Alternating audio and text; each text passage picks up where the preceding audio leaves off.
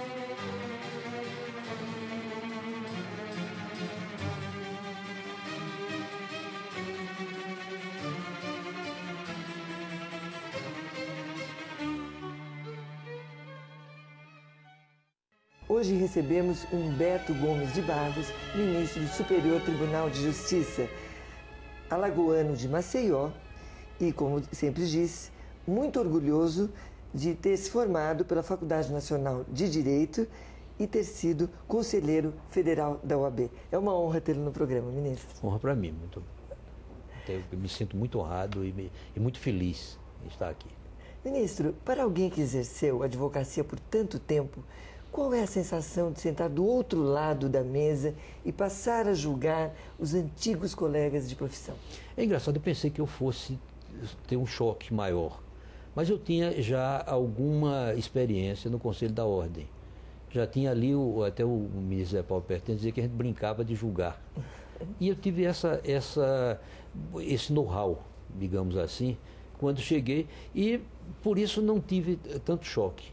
E por outro lado, o bom advogado, o advogado consciente, é um juiz. Até tem um jurista, Calamandrei, que escreveu um livro sobre isso. Ele dizia que o advogado precisa, antes de aceitar a causa, ele tem que julgá-la. Então, antes de ser advogado, ele precisa ser juiz. Antes de ser advogado, ele precisa ser juiz. Ministro, em termos de apagão aéreo, de apagão político, enfim, de apagão moral, como o judiciário pode e deve garantir que, a despeito das eternas críticas, não vivamos também um apagão legal? O que eu acho é que o apagão já havia. E hoje nós estamos, em vez de apagão, nós estamos num clarão. Porque os apagões estão se revelando. Eu acho que nós estamos num momento muito bom da nossa nacionalidade, da nossa cidadania. Porque estão vindo a furos estas questões. Corremos um risco grande de sofrermos, de nos transformarmos num estado policial. Com essas escutas, hoje não se respeita o escritório do advogado, isso é absolutamente sagrado, são valores maiores até do que esse valor da moralidade, que é muito importante, mas que não pode sacrificar esse outro valor, que é o da individualidade, não do advogado em si, porque o advogado guarda no seu escritório milhares de individualidades que foram confiadas a ele. Até a Constituição assegura isso para ele. O Estado policial ameaça também disputas ilegais. Os juízes, nós vimos agora, é preciso muito cuidado com isso. Mas, na verdade, o apagão ele está se revelando porque a cidadania está acesa. É um clarão. É um clarão. O senhor, em plena crise dos bingos, concedeu liminar autorizando o seu funcionamento indo na contramão da opinião pública. A primeira coisa que me preocupa nisso é o que é opinião pública. Sim. Os jornalistas se arrogam de serem formadores de opinião. É opinião pública ou é opinião do jornalista? Sim. Ou do jornal? Ele dizia que o clamor da opinião pública reprovava os mensaleiros. Então, esses camaradas foram eleitos. Então, na verdade, eu acho que a opinião pública está meio afastada disso. Essa questão dos bingos, eu acho que a opinião pública não cuidou dela, não. Não cuidou. Não ficou distante. Sim. Houve esse clamor todo. Agora, por que eu concedi essa liminar? A gente tem que olhar que aquele pessoal está empregado. Sim. E então se fechar, de repente, porque se descobriu, a polícia descobriu que aquilo era... Eu então digo, é melhor aguentar, não havia... Estava funcionando sem uma crise maior. É melhor que demore um pouco, enquanto se percebe isso, então concedi quando essa se liminar. averigua tudo. Tá. Agora, certo. Quando o juiz é outro cuidado, e aí pode haver o apagão legal. É quando o juiz abandona a lei para se submeter à opinião pública. Quando o juiz abandona a lei para se submeter à opinião pública. Sim. Houve um juiz extremamente famoso que fez isso. Ele se chamava Pôncio Pilatos.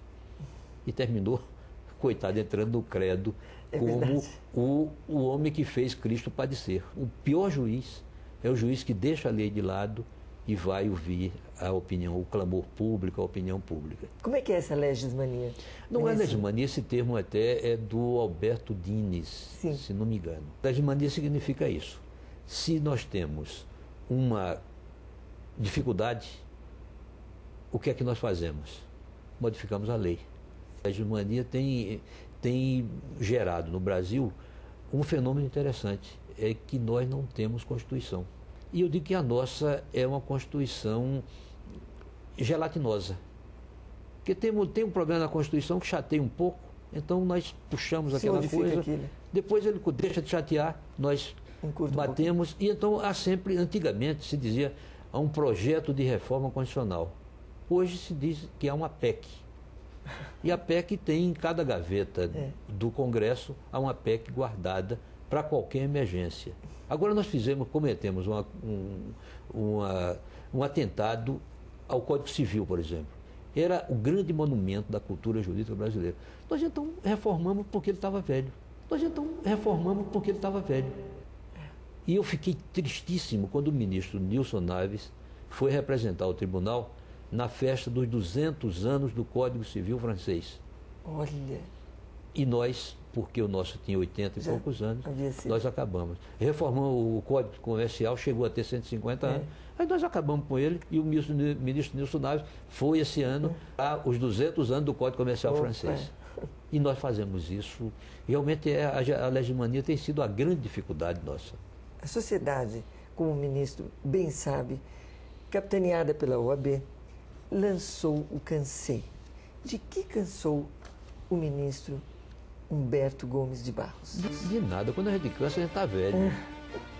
Eu não estou cansado, não. Eu estou achando isso que eu disse agora há pouco.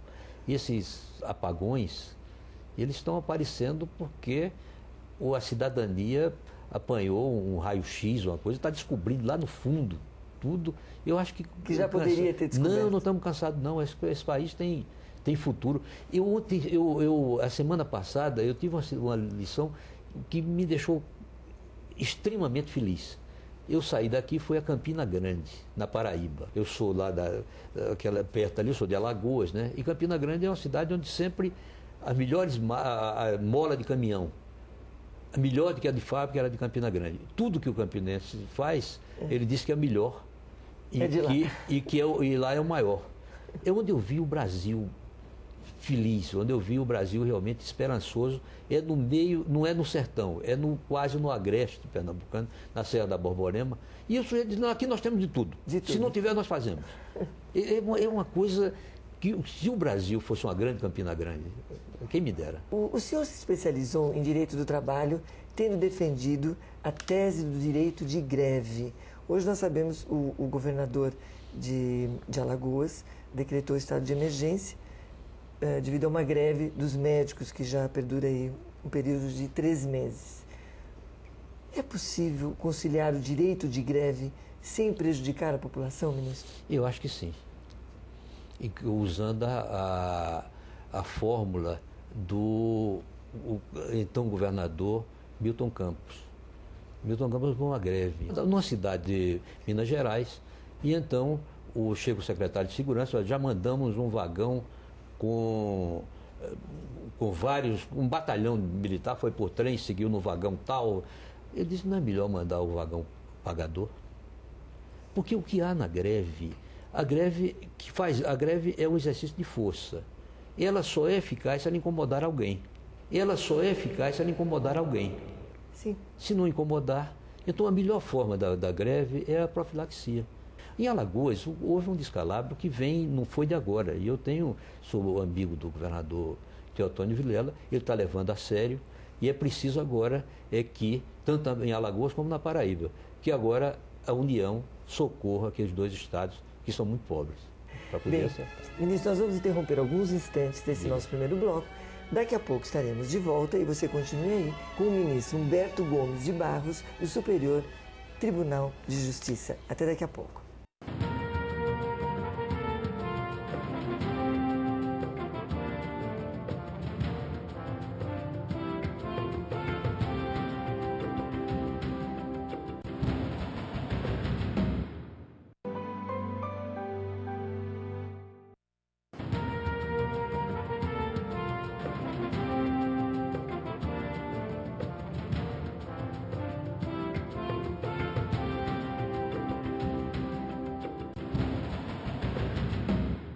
De volta ao nosso segundo bloco com o ministro do Superior Tribunal de Justiça, Humberto Gomes de Barros. O senhor, ao ser eleito para a Academia Alagoana de Letras, disse que já era vitalício. Agora sou imortal, são as suas palavras. O que lhe dá mais prazer, os votos, os livros ou as poesias? Eu acho que todos eles dão. Eu gostava mais das petições. É mesmo? Para escrever. Eu comecei a escrever, principalmente o livro, eu comecei a escrever contos em função como uma espécie de exercício para fazer boas petições e principalmente hoje para fazer bons votos. Porque nada pior do que um voto chato. É verdade. E então essa coisa eu acho que eu tenho conseguido fazer uns votos que são pelo menos agradáveis. Outro dia, uma assessora aqui disse, este sodalício, eu revejo a coisa, sodalício é a mãe. Porque ela, coitada, ela chorou, mas isso é um exercício para a gente se aprimorar. Então, na verdade, a gente tem que tirar prazer de tudo que faz. Então o senhor é daqueles que torna a vida mais fácil, não é mesmo? Eu acho que sim. Ouvi dizer que o ministro, além das letras, aprecia também a pintura. Qual movimento o atrai mais, ministro? Eu gosto muito da pintura chamada naif. Tanto que eu tenho aqui uns quadros no gabinete. Quando eu viajo, tem um da Guatemala, tem outro do Haiti. E eu gosto muito desse tipo de... O colorido me agrada muito. Eles denotam assim, uma certa ingenuidade, né, ministro? Demonstra. O senhor acha que isso aí é a sua veia poética? Está ligada a esse gosto? Seja. Eu acho que é uma coisa que me marcou muito na vida. Lá em Maceió, o meu avô tinha uma usina. E as férias, nós passávamos era uma família grande, vários primos, na usina. E isso é que eu aprendi. Eu acho que é a maior influência cultural que eu tenho, eu acho que é da usina. Da usina? É de onde eu tirei. Tanto que o meu primeiro livro se chamou Usina Santa Amália. É um poema em torno dos costumes, da realidade daquela região. Ministro, o senhor é conhecido por seu inabalável bom humor. E isso nós todos estamos percebendo aqui hoje. Qual é a receita dele, ministro? Eu não sei, eu acho que é natural. De vez em quando dá um estouro. De vez em quando. E como é que é o estouro do ministro? Mas diz a minha mulher que eu faço assim com a mão. Ah, é? Aí... Avisa antes. Não, eu já tive situações, uma vez numa eleição da ordem, em que a gente estava sendo derrotado. Eu me lembro, eu estava disputando sempre disputando junto com o Pertence. E naqueles meios chega um sujeito que já era chato como o diabo, era um sujeito grandão. E ele começa a dizer que eu fui o culpado pela nossa derrota aí, e repete naquele meio. Eu digo, eu parti para cima do camarada. dizendo 1001 palavrões, e diga, a primeira eu dou. Ele é maior do que eu, Nossa, mas a primeira eu dou. Difícil acreditar. Isso às vezes é, mas depois aí, eu me lembro que até o pobre do Pertence, ele estava contando os miguados, voto nosso, eu passei pela mesa, o Pertence pegou na minha mão, deixa eu pegar assim, parou tudo, e depois fui pedir desculpa a ele e tal, mas isso a gente...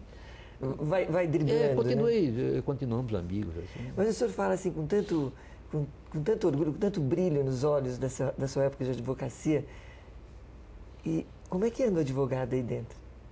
Anda pronto para dizer desaforo na hora que eu... Além da literatura, o ministro tem outros hobbies? Eu gostava muito de futebol. Nós temos um clube aqui que chama Geró Vital. Isso começou em 65. Sim. E ainda hoje, até pouco tempo, não jogo mais porque o joelho acabou. Então eu tenho jogado peteca, é uma peteca mineira, não sei se vocês conhecem. Peteca mineira, exatamente. Que todo mundo pensa que peteca é jogo de criança ou de mulher, não, é um jogo duríssimo. Tem uma rede e tudo, não é mesmo? Que tem, outro dia morreu um amigo meu aí, o cara jogando peteca. Aí chegou um outro diz, Humberto, você tenha cuidado, você pode morrer o caramba, morreu outra pessoa também jogando peteca. Eu digo, morreu um bocado de gente também, lembrei, sem jogar peteca, então não é a peteca que mata. Não. É certo que os sonhos têm seu medo de ser verdade?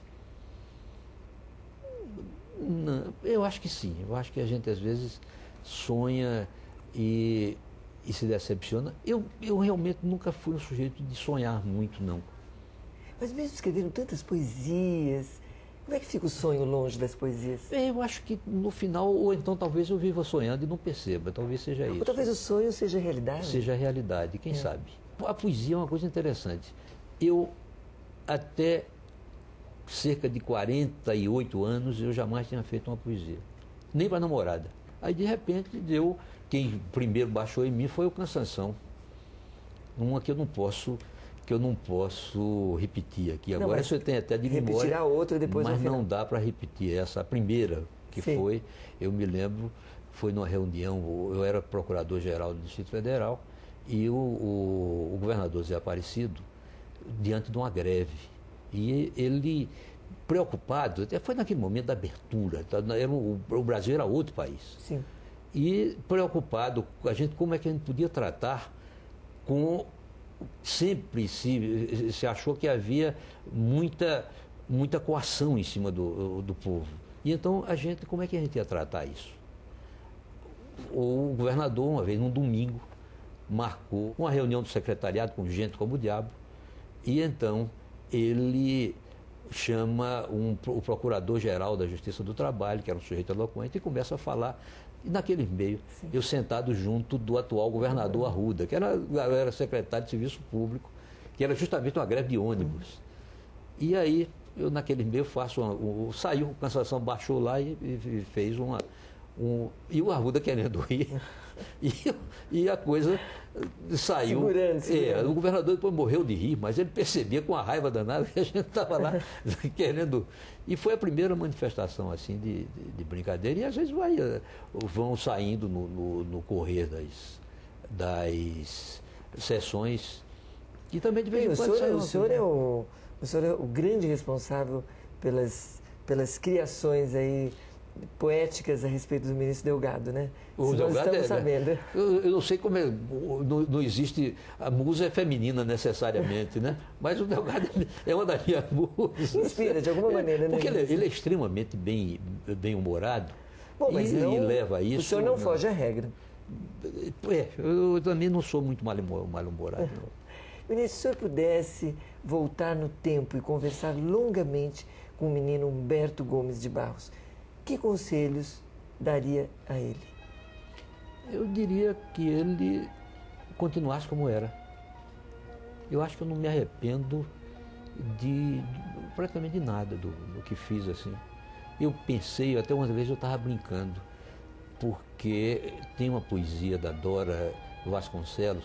Foi um amor, uma diplomata que compunha amor. Eu nunca mais vi. Saiu no Cruzeiro, eu guardei, depois desapareceu. O que a vida fez de mim. A vida fez de mim tudo o que quis. Me negou o brinquedo, negou isso. Eu queria isso, me deu isso. E comigo ocorreu essa coisa. Eu queria, no começo eu gostava muito de matemática, queria ser engenheiro. Existiu? Aí depois, quando eu vi, achei que queria ser chato. Sim. Terminei entrando para o direito, me entusiasmei com o direito e queria ser advogado. Esse eu consegui ser, mas de repente a ordem me desvia. Por quanto tempo? 30 anos. 30 anos advogando. E a ordem então me desvia do rumo, me manda para um lugar onde eu não queria. Porque não é que eu não quisesse, mas eu nunca me imaginei juiz. E eu terminei sendo feliz, e a Dora termina dizendo isso, que a falta do que eu quis, procuro ser feliz com o que eu não quis. E eu, na verdade, eu não procuro ser não, eu sou feliz. Eu sou feliz com aquilo que eu não procurei. É por isso que eu digo que eu não sou tão sonhador, não. Eu acho que, o que é que eu vou fazer depois daqui? Voltar para advogar, não sei se eu tenho paciência para aguentar juiz mais. Mas ficar como advogado, ou deixar de advogar, eu acho que não é a única coisa que eu sei fazer. Talvez não direitinho. Consiga também, né? Eu talvez agora... então eu estou... O que acontecer, virá, e eu serei, com certeza, eu serei feliz, desde que tenha saúde. E em homenagem, ministro, ao que a vida fez consigo, tudo de bom que ela fez consigo, nós gostaríamos de encerrar esse programa com uma das suas, ouvindo, o senhor mesmo, uma das suas poesias. Bom, a vida me fez tanta coisa boa que eu nem sei o que... Mas o que existe melhor na vida mereceu um poema que eu acho que é uma das poucas coisas que o Humberto, não o Cansanção, produziu no rumo da poesia. Ele se chama Receita Deliciosa. E a receita começa assim: leve ao céu uma rede bem fina, colha com ela o resplendor da estrela d'alva ou da matutina. Em uma proveta, ponha de cada vez de lavanda o perfume, do pêssego a maciez. Aos ingredientes, bem devagarinho, misture também a embriaguez de um grande vinho, a doçura do mel, da garça a elegância, fortaleza da pedra e do lobo-guará, toda a desconfiança, do mar-oceano a imprevisibilidade, e do beija-flor a gentil sutileza. Se assim o fizer, você terá de verdade o ente mais caro da natureza. Se com cuidado assim o fizer, terá produzido uma mulher. Que lindo, ministro. Muito Parabéns, obrigado. Viu? Olha, foi uma honra. Linda é a mulher. Bom, isso eu também concordo com o senhor. Não sou nada modesto. Ministro, foi uma honra tê-lo aqui no Contraponto, viu? O programa agradece a sua simpatia e a sua sabedoria também. Muito obrigada, viu, ministro? Eu que agradeço e fico extremamente feliz e quero lhe dar os parabéns pela qualidade do programa e digo que eu saio daqui extremamente orgulhoso. Muito obrigado. Semana que vem tem mais. A vida me deu 7 mulheres. O que é que eu posso reclamar da vida? Eu sou cuidado por 7 mulheres. Eu sou amado por 7 mulheres. E melhor do que tudo, eu amo 7 mulheres.